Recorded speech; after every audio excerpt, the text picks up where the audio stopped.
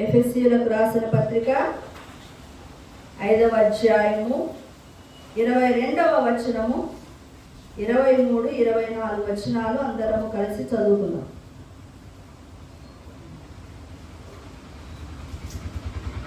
స్త్రీలారా, ప్రభువునకు వలె మీ సొంత పురుషులకు లోబడి ఉండుడి.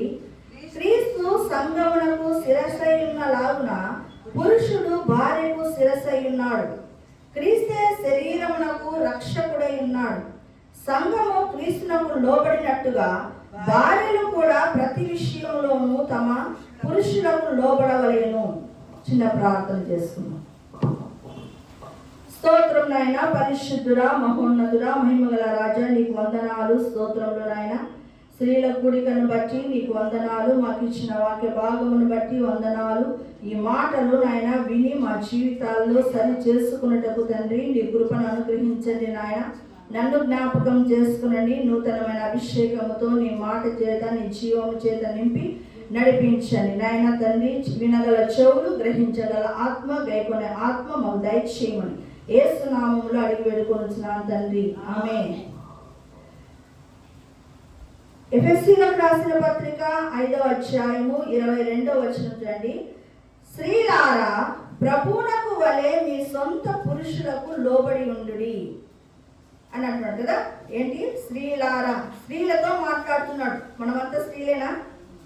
స్త్రీల కుడికలో స్త్రీలమైనటువంటి మనతో దేవుడు మాట్లాడుతున్నటువంటి మాట ఏంటంటే, స్త్రీలారా ఏమంట? ప్రభువునకు వలె. ఇక్కడ వినవలసిన మాట ఏంటంటే, ప్రభువునకు వలె అంట మీ సొంత పురుషులకు లోబడి ఉండుడి అని అంటున్నాడు కదా. ఎవరికి వలె? మనం ఎవరికి లోపడతాం? ప్రభువుకు లోపడతాం కదా. అలాగా మనం ఎవరికి లోపడాలంట? మనము ఈ యొక్క లోకంలో భార్యాభర్తల బంధం అనేది ఒకటి ఏర్పాటు చేశాడు.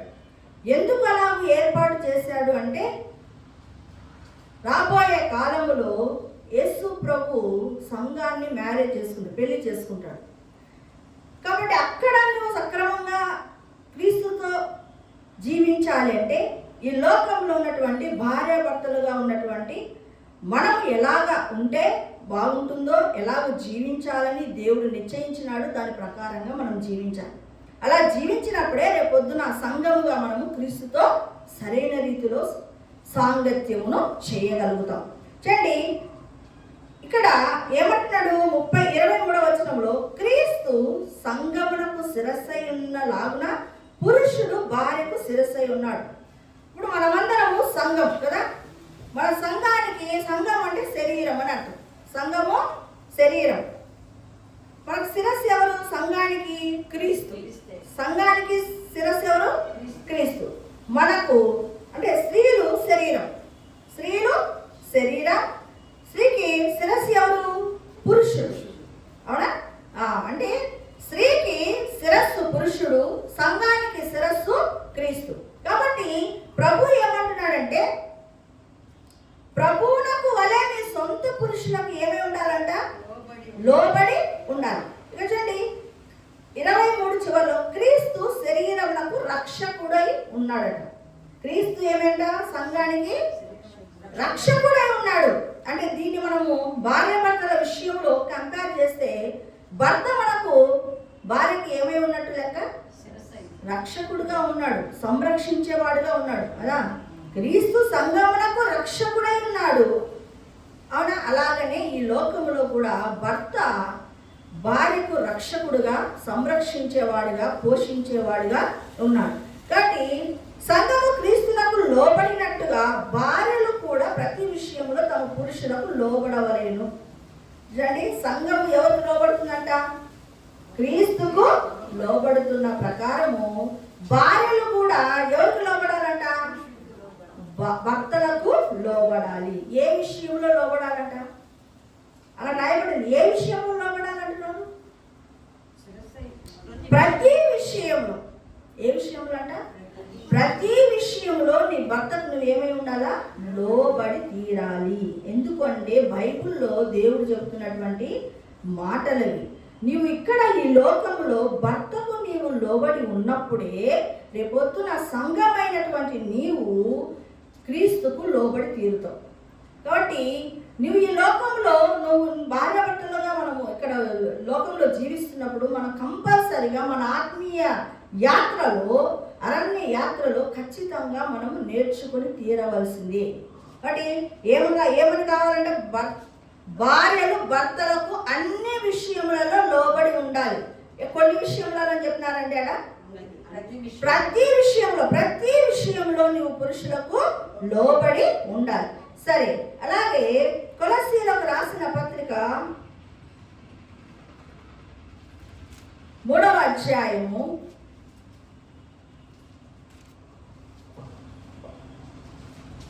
18వ వచనం. భార్యలారా మీ భర్తలకు విధేయులై ఉండుడి, ఇది ప్రభువును బట్టి యుక్తమై ఉన్నది. దేనిని బట్టి యుక్తమై ఉన్నదంట? ప్రతిది కూడా. అక్కడ కూడా ప్రభువునకు వలే, ఇక్కడేమంటున్నాడు? ప్రభువును బట్టి. అంటే యేసు ప్రభు నమ్ముకున్నావు కాబట్టి అది ఖచ్చితంగా యుక్తమైనది. నువ్వు దీనికి ఆప్షన్ అంటే ఏమి లేదు. ప్రభువునకు వలే, ప్రభువును బట్టి నీ భర్తకి ఏం కావాలంట? విధేయులై ఉండుడి అంటున్నాడు. ఏమంటున్నాడు? మీ భర్తలకు ఏం కావాలంట? విధేయులై ఉండుడి. ఇక్కడ చూడండి, మనకు తెలుసు ఇక్కడ 1 పేతురు పత్రిక శారాను గురించి మనకు చెప్పబడుతూ ఉంటుంది కదా. చూడండి, నేను చదువుతున్నాను 5వ వచనం. అటువల్లే పూర్వము దేవునిని ఆశ్రయించిన పరిశుద్ధ స్త్రీలను తమ స్వపురుషులకు లోబడి ఉండుట చేత తమను తాము అలంకరించుకున్నది. ఆ ప్రకారము శారా అబ్రహామునకు యజమానుడని పిలుచుచు అతనికి లోబడి ఉండెను. ఏమంట? అతనికి లోబడి ఉండెను. ఇక్కడ చూడండి, ఒకటి మనం గుర్తించాడు, దేవుని ఆశ్రయించిన పరిశుద్ధ స్త్రీలు అని మాట వినపడుతుంది అక్కడ. దేవుని ఆశ్రయించిన పరిశుద్ధ స్త్రీలు. నీవు నేను దేవుని ఆశ్రయించామా లేదా? దేవుని ఆశ్రయించిన పరిశుద్ధ స్త్రీలు ఏం చేయాలంట? తమ స్వపురుషులకు ఏం కావాలా? లోబడి ఉండుట చేత తమను తాము అలంకరించుకునేది. ఎలా అలంకరించుకున్నారు? వాళ్ళ అలంకరణ తమ భర్తలకు విధేయత చూపుతూ లోబడుతూ ఉండడం ద్వారా అలంకరించుకున్నారు. ఆ అలంకారం ఏంటి? మనం కూడా అలంకారం చేసుకుంటాం కదా. చక్కగా స్నానం చేసి మంచి డ్రెస్ వేసుకొని అది ఇది పూసుకొని ఎంతో మొత్తానికైతే నీట్గా అలంకారం చేసుకుంటాం. అయితే ఇక్కడ దేనినో అలంకారముగా ధరించుకోమంటున్నాడు. అలంకరించుకోనడి అంటున్నాడు. దేనిని? అట్లా ఏంటండి? పరిశుద్ధ స్త్రీలమైనటువంటి మనము లోబడి ఉండుట చేత. దేని చేత? లోబడి ఉండుట చేత ఏంటంటే తమ్ముడు తాము అలంకరించుకోండి. అంటే ఈ అలంకరణ మనకు మనుషులకు కనబడేది కాదు, కానీ భర్త దగ్గర కనబడుతుంది. ఆ అలంకరణ ఎక్కడ కనబడుతుంది? భర్త దగ్గర కనపడుతుంది. అంటే నీవు లోబడి ఉండే విధానము, విధేయత చూపే విధానము అదంతా కూడా భర్త ఎదుట కనబడుతుంది. నిజంగా యేసు ప్రభువును నమ్ముకున్నాం అని మనము ఇతరులకు చెప్తాం. చెప్పినప్పుడు మన ప్రవర్తన, మన నడవడిక, మన యొక్క విధేయత, మన లోబడే తత్వము ఖచ్చితంగా మన భర్తలకు తెలిసిపోతుంది. మనం సరైన రీతిలో ఇంట్లో సరిగా లేకపోతే వెంటనే దేవుని నమ్మని వారు ఏమంటారంటే, ఈమె యేసు ప్రభువును నమ్ముకుందంట, ఏం నేర్చుకుంటుందో ఆడ వచ్చే సంఘంలో అనే మాట వెంటనే వస్తుంది. అప్పుడు సంఘానికి కూడా ఏమి చెడ్డ పేరు. సంఘానికి వస్తున్నటువంటి బిడ్డలు దేవుని విషయాలు సంఘములో బోధిస్తున్నప్పుడు వాటిని మనం ఏం చేయాలా? కష్టమైనా సరే వాటిని నేర్చుకోవడానికి ట్రై చేయాలి. పరిశుద్ధ స్త్రీలు అని చెప్పబడుతున్నాడు. దేవుని ఆశ్రయించిన స్త్రీలు మనం దేవుని దగ్గరికి వచ్చిన తర్వాత అన్యులలాగా కొట్లాడుతూ ఉండడానికి వీలు లేదు. అన్యుల్లాగా జుట్టు పట్టుకొని కొట్లాడుకోకూడదు. అన్యుల్లాగా కొట్టుకొని తిట్టుకునే పరిస్థితి రాకూడదు. ఎందుకు? నీవు దేవుని ఆశ్రయించినటువంటి స్త్రీ. దేవుని ఆశ్రయించిన స్త్రీ ఎలా ఉండాలి? లోబడి ఉండాలి. చూడండి, అబ్రహాము శారా విషయం దేవుడు ఇక్కడ ప్రస్తావిస్తూ ఉన్నాడు. శారా చాలా అందగత్య, చాలా అందగత్య. తన భర్తను పట్టుకొని యజమానుడు అని పిలుస్తూ లోబడి ఉండుట చేత ఏంటంట?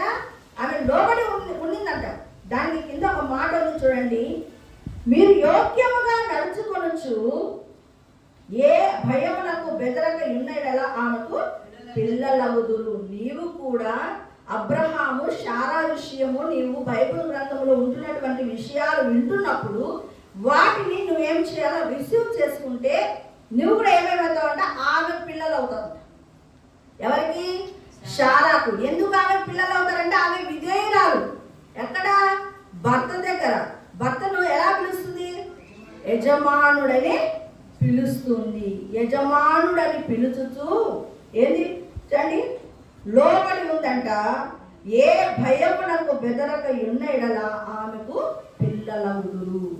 కాబట్టి మనము దేవుని ఆశ్రయించిన స్త్రీలు ప్రభువును బట్టి ప్రభువునకు వలే ఇలాంటి పదాలు ఇక్కడ రాయబడి ఉన్నాయి. అంటే ఇలాంటి పదాలు మన జీవితంలో ఎక్కడ వినపడతాయి? ఒక సంఘంలో వినపడతాయి. సంఘంలో వినపడతాయి. కాబట్టి సంఘంలో మనకి దేవుడు ఏం చెప్తున్నాడు? ఈ విషయాలను నేర్పిస్తూ ఉన్నాడు. చూడండి, అలాగే ఇక్కడ చూడండి,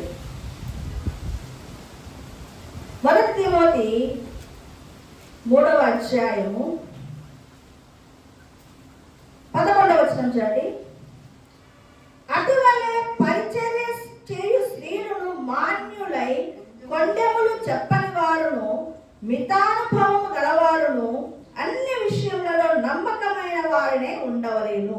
ఇక్కడ మాన్యులే అనే దాని దగ్గర 3లో ఫుట్ నోట్లో ఏముందండి? భార్యలు కదా. వారి భార్యలు అంటే పరిచర్య చేసేటటువంటి వ్యక్తులు ఎవరైతే ఉన్నారో వాళ్ళ భార్యలు. అయితే ఎవరైనా సరే మనమంతా కూడా భార్యల కిందికే వస్తాం. వాళ్ళు ఎలా ఉండాలంట? ఎలా ఉండాలి? కొండెములు చెప్పని వారును. కొండెములు చెప్పడం అంటే ఏంటి? అపవాదములు. అపవాదములని కింద రాయబడి ఉంది చూడండి. అపవాదం. కొండెములు అంటే ఇక్కడివి అక్కడ, అక్కడివి ఇక్కడ పెట్టి చిచ్చు పెట్టి కొంపలు నాశనం చేసేవారు. దేవుని ఆశ్రయించిన స్త్రీలు ఇక్కడ మాటలు అక్కడ, అక్కడ మాటలు ఇక్కడ, కొండాలు చెప్పుకుంటూ తిరగకూడదు. ఇంకేంటంట? మితానుభవము కలవారును. మితానుభవము కలవారును అంటే అన్ని విషయములలో మితముగా ఉండాలి. ఏంటి? నీ మాటలు మితముగా ఉండాలి, నీ తిండి మితముగా ఉండాలి, నీ నడవడిక మితముగా ఉండాలి. ప్రతి విషయము నువ్వు ఏదైనా దేవుని ఆశ్రయించిన స్త్రీ అయితే కనుక మితానుభవములు కలిగి ఉండాలి. నిద్రలో మితం ఉండాలి, తిండి విషయంలో మితం ఉండాలి, వ్యవహారాల విషయంలో మితం ఉండాలి, ముచ్చట్ల విషయంలో మితం ఉండాలి. కూర్చొని గంటలు గంటలు గంటలు గంటలు గంటలు గంటలు అమ్మలక్కల మాటలు మాట్లాడవద్దు. మితానుభవమును కలిగి ఉండాలి. అన్ని విషయములలో నమ్మకమైన వారే ఉండాలి. ఏముండాలి? నమ్మకమైన వారుగా ఉండాలి. ఎవరి దగ్గర? మనం భర్త దగ్గర. మన దగ్గర భర్త దగ్గర నమ్మకమైనటువంటి స్థితి మనము తెచ్చుకోవాలి.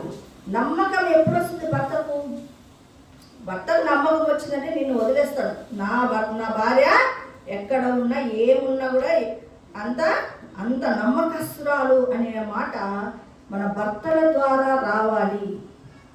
అంటే నమ్మకస్తురాలుగా ఉండాలి డబ్బు విషయంలో. లేకపోతే చాలామంది స్త్రీలు భార్యల వాళ్ళు ఏం చేస్తున్నారంటే భర్తకు తెలియకుండా వేరే వ్యవహారాలు చేసేవాళ్ళు చాలామంది ఉన్నారు. అది తెలిసిన తర్వాత వాటిని కప్పిపుచ్చుకోలేక, భర్తకు చెప్పలేక ఇరక్కపోయి నానా తంటాలు పడుతూ ఉంటారు. ఏదైనా సరే భర్త దగ్గర ట్రాన్స్పరెంట్గా ఉండాలి. నువ్వు ఒక్కసారి నమ్మకత్వము నీ భర్త దగ్గర పోగొట్టుకున్నావు అనుకో, ఇంకెన్నడూ కూడా నిన్ను నమ్మడు. నిన్ను అనుమానభరితంగానే చూస్తాడు. కాబట్టి దేవుని ఆశ్రయించిన స్త్రీవైతే నువ్వు మితానుభవముగా ఉండాలి. ఏంటంటే నమ్మకస్తురాలుగా ఉండాలి. కొండెములు చెప్పే స్థితిగతులు నీకు ఎక్కడ కూడా ఉండకూడదు. అతని తీతుకు రాసిన పత్రిక 2వ అధ్యాయము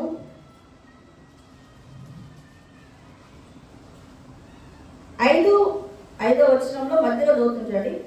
యవన స్త్రీలు తమ భర్తలకు లోబడి ఉండి తమ భర్తలను శిశువులను ప్రేమించువారును స్వస్థ బుద్ధి గలవారును పవిత్రులను ఇంట ఉండి పని చేసుకునే వారును మంచి వారినే ఉండవలెనని బుద్ధి చెప్పుచు మంచి ఉపదేశము చేయువారనే ఉండవలేనని బోధించుము.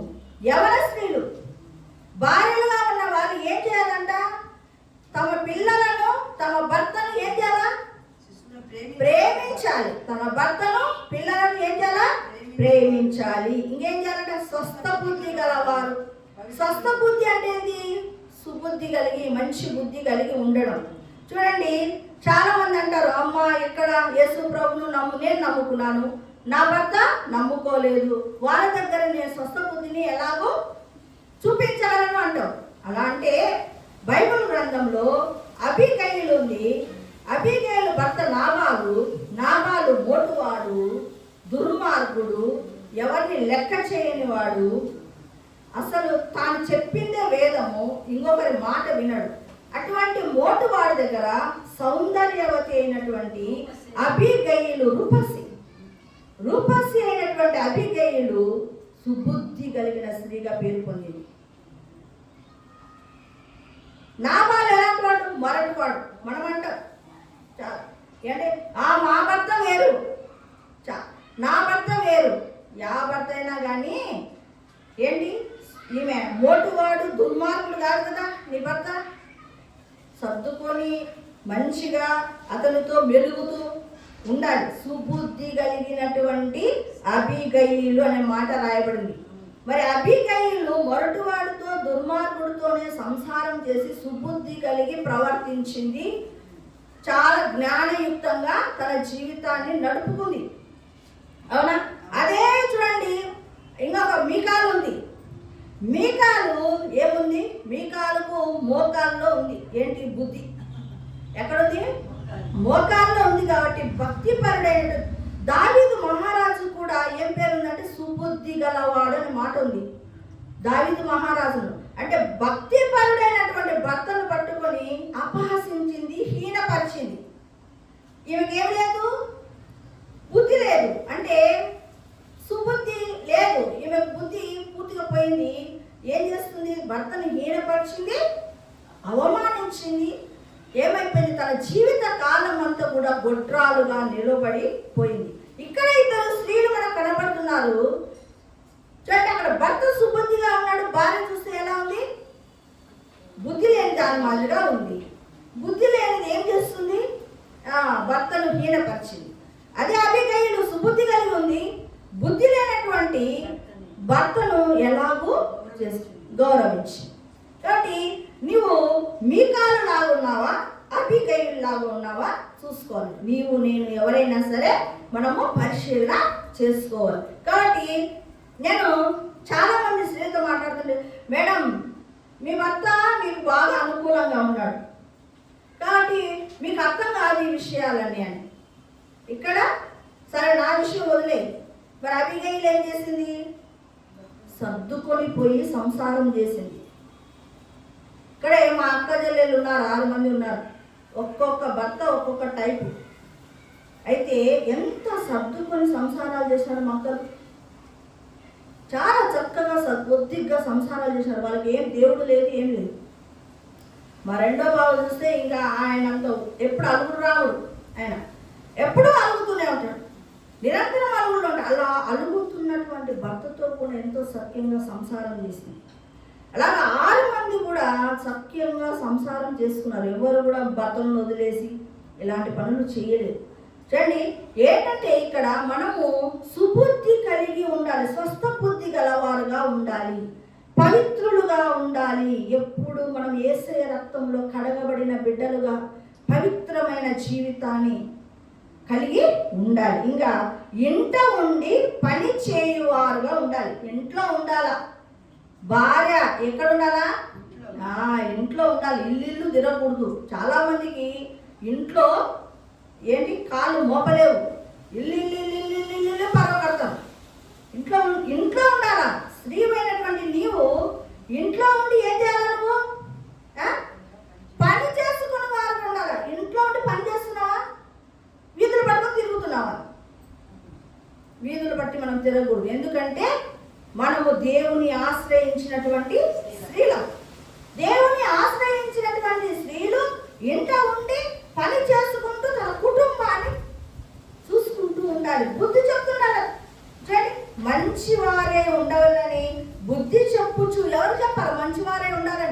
బిడ్డలకు మంచివారుగా ఉండాలని నువ్వు ముందు మంచి నేర్చుకుంటే కదా నీ బిడ్డలకు చెప్తే వింటారు. నీకే ఇల్లు తిరిగే అలవాటు ఉందనుకో, ఇంకా నీ బిడ్డలకి ఏం చెప్తావు? ఇంకా వాళ్ళు పరిశీలన చేసేది ఏముంటుంది, వాళ్ళకి బుద్ధి చెప్పేది ఏముండదు. వాళ్ళ అమ్మ నువ్వు ముందు ఇంట్లో ఉండమ్మా అంటారు. ఏమన్నా చెప్పడానికి వెళ్తే ఏమంటారు, నువ్వు ముందు ఇంట్లో ఉండమ్మా అంటారు. చూడండి, మంచి ఉపదేశము చేయువారనే ఉండవాలని బోధించు. ఏంటి మంచి ఉపదేశం చేయాలనైనా?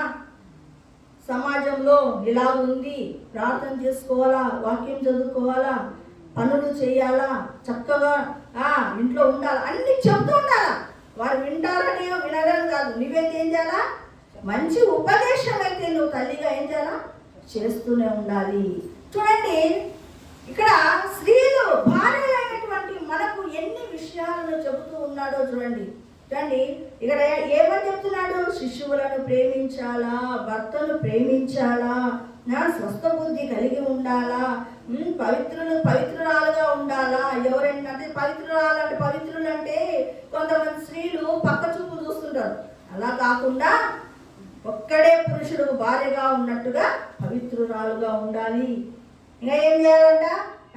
ఇంట ఉండాలి, పని చేస్తూ ఉండాలి, మంచి వారే ఉండాలి, పిల్లలకు మంచి బోధించాలి. ఇలాంటి లక్షణాలు కలిగి ఉండాలి. ఎవరు?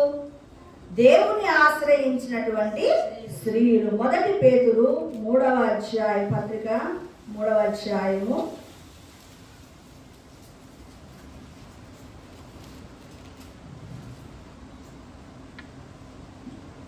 1వ వచనం చదువుతున్నానండి.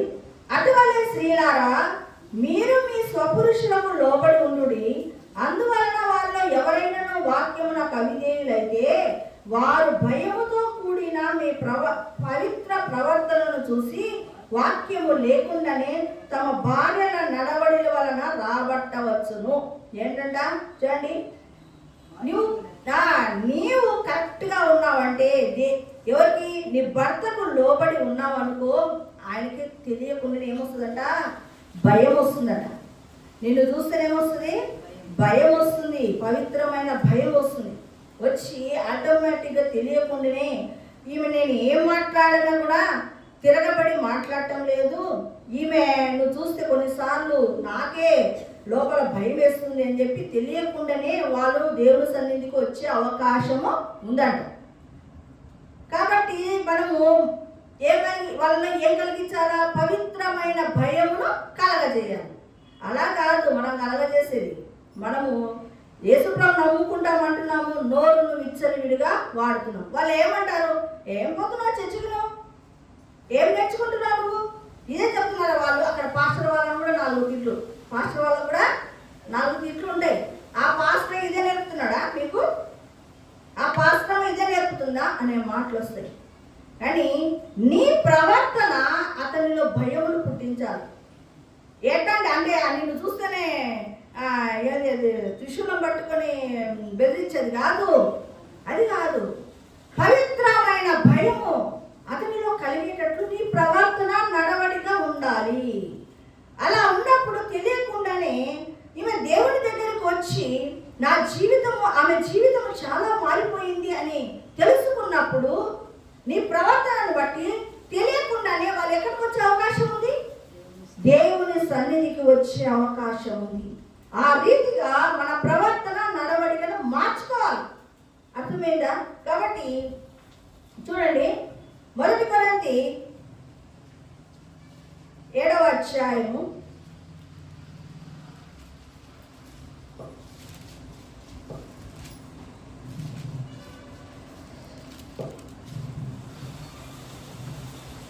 10వ వచనం. 1 కొరింథీయులకు రాసిన పత్రిక 7వ అధ్యాయము 10వ వచనం. మరియు పెళ్లి అయిన వారికి నేను కాదు, ప్రభువే ఆజ్ఞాపించినది ఏమనగా, భార్య భర్తను ఎడబాయకూడదు. ఏంటంట?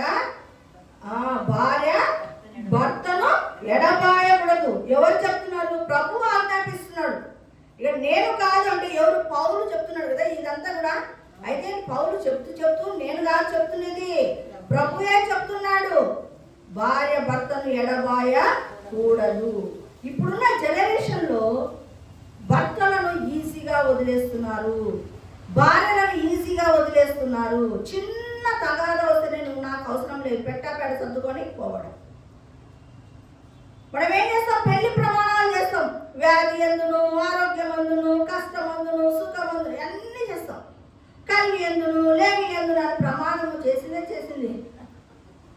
చిన్న గొడవ అయితేనే పెట్టాపేడ సర్దుకోవడము, ఇంటికి పుట్టింటికి వెళ్ళిపోవడం. లేకపోతే భర్త ఏమంటాడంటే, నువ్వు నాకు అక్కర్లేదు, నువ్వు నీది ఎంత పెట్టాపేడ సర్దుకొని ఇంటికి పో. అందుకు ఆ ప్రమాణం చేసింది. అది ఎలా ఉందంటే క్రీస్తు యేసు ప్రభుతో సంఘం చేస్తుంది. ఇలాగే చేసినట్టు కదా లెక్క.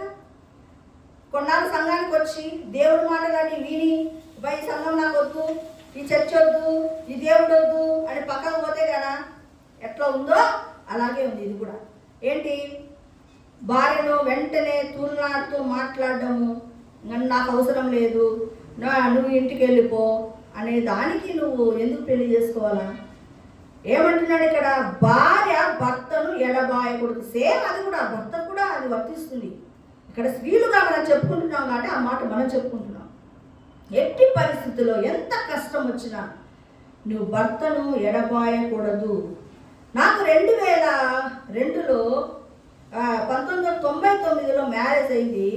2001 ఆ ప్రాంతంలో జూలై మా ప్రాంతంలో పాస్టర్ గారికి అనారోగ్య పరిస్థితులు, చావు బ్రతుకుల మధ్య కొట్టుమిట్టాడినాడు.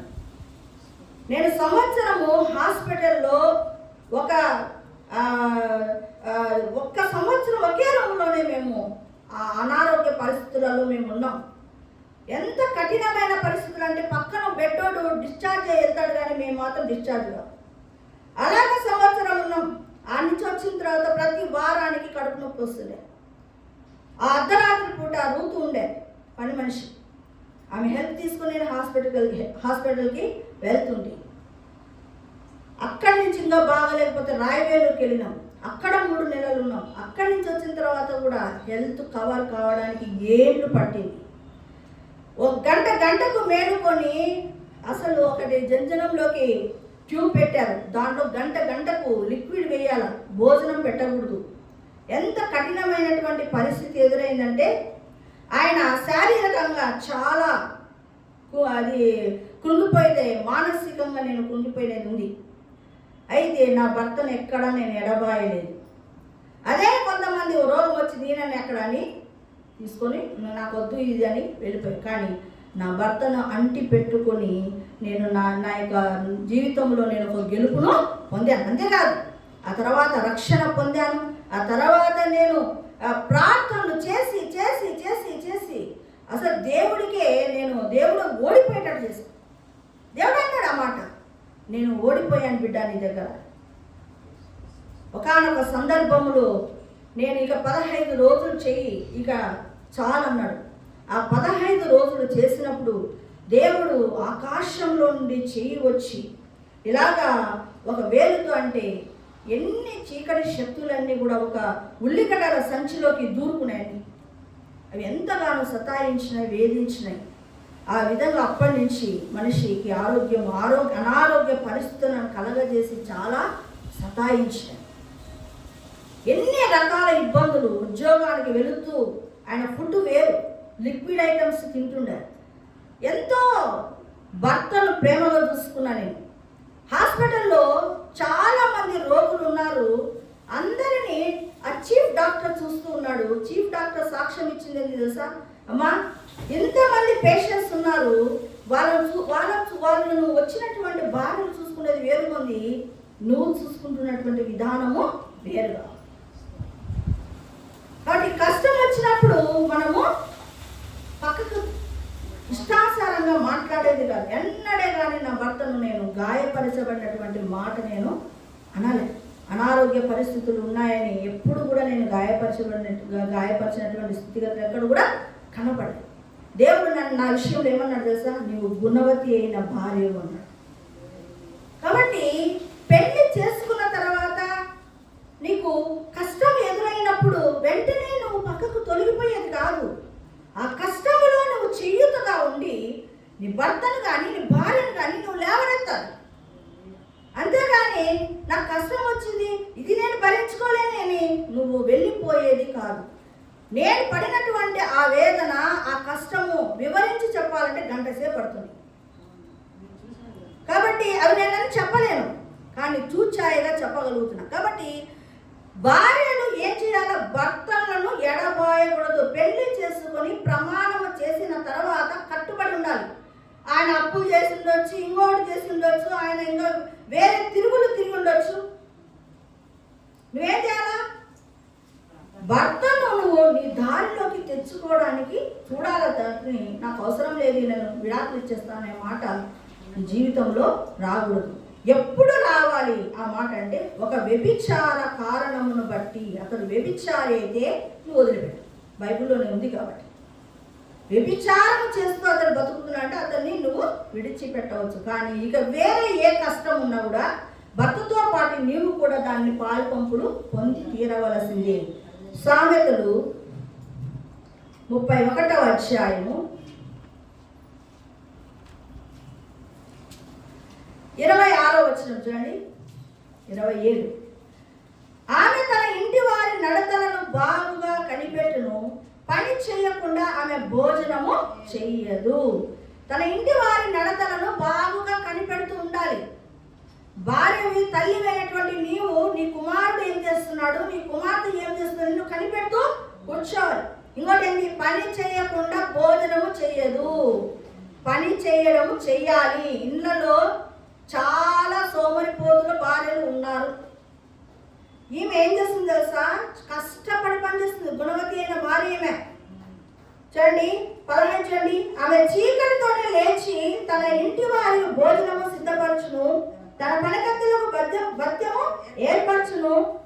ఆమె పొలమును చూసి దాన్ని తీసుకును, తాను కూడబెట్టిన ద్రవ్యము పెట్టి ద్రాక్ష తోట ఒకటి నాటించును. అంటే ఈమె వ్యాపారము కూడా చేసేటటువంటి స్త్రీ.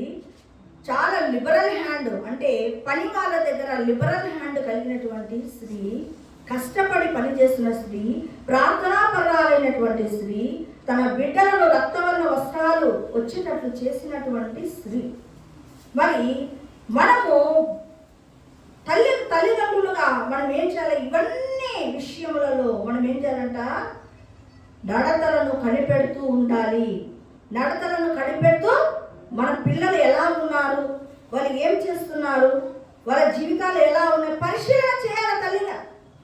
నీ లోకంలో నీవు, నీ భర్త లోకంలో నువ్వు, పిల్లల లోకంలో పిల్లలు ఉంటే రేపొద్దున ఇల్లు ఏమైపోతుంది? అది. కాబట్టి జాగ్రత్తగా మన ఇంటిని ఏలువారమై ఉండాలి. కాబట్టి పరిశుద్ధ స్త్రీలకి దేవుడు చాలా పనులు అప్పగించాడు. మరి ఆ పనుల విషయంలో మనము మెలకువగలిగిన వారుగా ఉండాలి. కాబట్టి ఏదో నిర్లక్ష్యంతో ఏదో వాక్యం విన్నాము కాదు, దేవుణ్ణి మనము చూపించేవారుగా ఉండాలి. దేవుణ్ణి ఆశ్రయించిన స్త్రీలు ఇలాగే ఉండాలి. నేను ఇలా ఉండాలి అంటే కాదు, నేర్చుకోవాలి.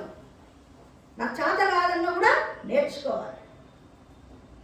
ఒక స్త్రీ మాట్లాడుతుంది, మేడం నీకు భర్త బాగున్నాడు, పాస్టర్ అన్ని అనుకూలంగా ఉన్నాడు. అనుకూలంగా ఉన్నాడు అని కాదుమ్మా, నేను వేరే రూట్లో సఫర్ అయినాను, అనారోగ్య మరి నేను సర్దుకొని సంసారం తీసుకున్నాను కదా. ఇంకొక అతను కోపిస్తాడు, మాట వినని వాడు, ఆ టైపులో నువ్వు కూడా సెట్ కావాలి కదా. నీ కథ వేరంటే కథ వేరు కాదు. మనం మన యొక్క లైఫ్ స్టైల్ను మనం మార్చుకోవాలి. మార్చుకొని భర్తలను ఏం చేసుకోవాలా? దేవుని సన్నిధికి నీ ప్రవర్తన బట్టి వచ్చేటట్టు చేసుకోవాలి.